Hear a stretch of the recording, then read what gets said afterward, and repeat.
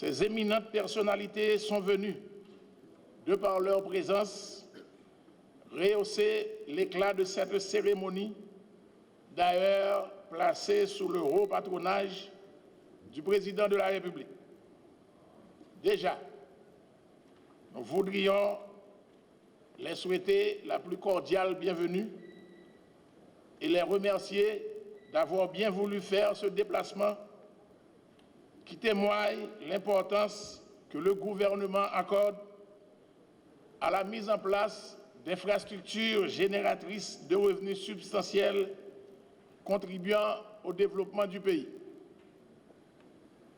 Nos remerciements s'étendent à vous toutes et tous, mesdames, mesdemoiselles et messieurs, qui avez eu l'amabilité de répondre à notre invitation.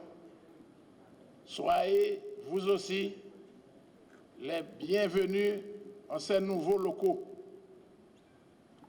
Nos remerciements spéciaux à MAF et à Sunrise, qui sont les lignes aériennes choisies pour effectuer les vols inauguraux. L'ouvrage qui va être mis à la disposition des usagers en notre pays est, avant tout, le témoignage de cette philosophie publique axée sur la continuité des investissements consentis par l'État haïtien et mis en exergue sous l'actuel gouvernement, car il est le résultat de travaux initiés sous la présidence de M. Joseph Michel Martelly, mis en chantier depuis l'année 2011 et aujourd'hui achevé sur le gouvernement Privert Jean-Charles. Cette œuvre va être certainement maintenue et même développée par le président élu, son Excellence Jovenel Moïse, au fin de garantir la disponibilité de ressources financières sûres pour les investissements futurs, pour assumer les responsabilités qui nous incombent avec le support inconditionnel de l'autorité de tutelle qu'est le ministre des Travaux publics, son Excellence M. Evel TVA. Nous croyons, sans nous enorgueillir de notre saine gestion, avoir fait de notre mieux pour répondre à nombreux problèmes et d'événements inopinés dont le cyclone Matthew en est une preuve tangible. Nous poursuivons nos réflexions au fin de répondre aux problèmes de bouchons ostensibles et dérangeants dans les voies donnant accès à l'aéroport international Toussaint-Louverture.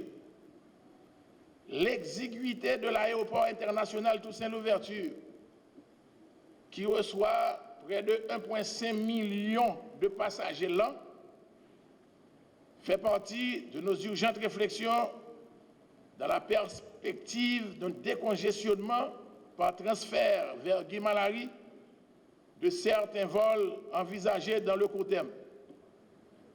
Un regard est jeté également sur les aéroports de Jacmel, de Jérémie, d'Écailles et de Port-de-Paix.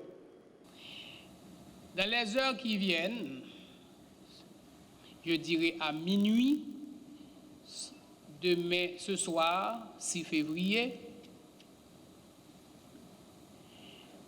le glas de ce gouvernement transitoire aura sonné. Et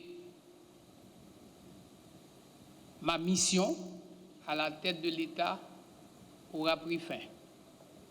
Il était entendu dans l'accord que nous avions signé le 5 février dernier que la mission principale de ce gouvernement transitoire était l'organisation des élections.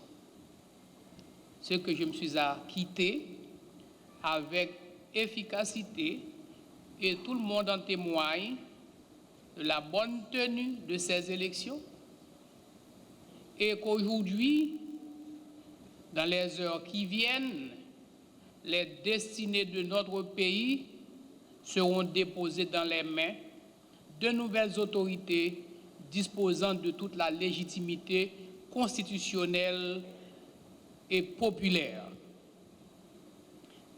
Les deux pouvoirs de l'État, dont les organes devraient sortir des élections au suffrage universel direct, sont désormais pourvus.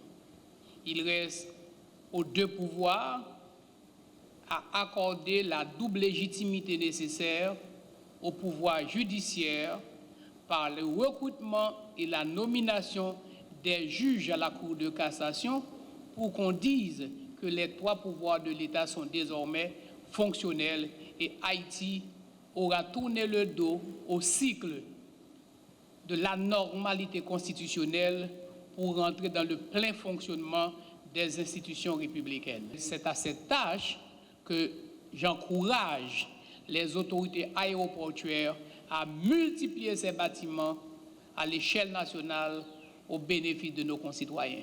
À vous tous, ici présents, je dis un grand merci aux lignes aériennes qui ont déjà choisi de faire le vol de la capitale vers les villes de province. Dieu seul sait dans combien les conditions sont difficiles.